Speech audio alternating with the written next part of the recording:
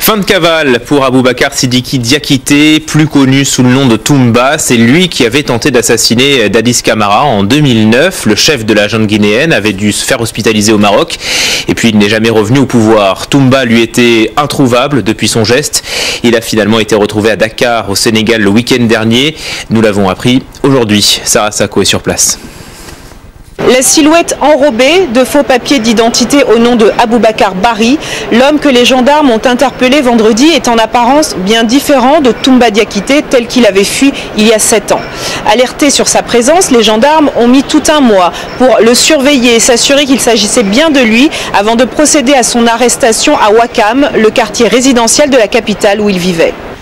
La recherche et la surveillance ont duré un certain moment parce qu'il fallait s'assurer qu'il s'agissait effectivement de M. Diakité, compte tenu des changements physionomiques constatés et de l'utilisation d'une identité d'emprunt. Il sera finalement localisé dans un quartier de Dakar, dans un immeuble à l'intérieur duquel il avait loué un appartement.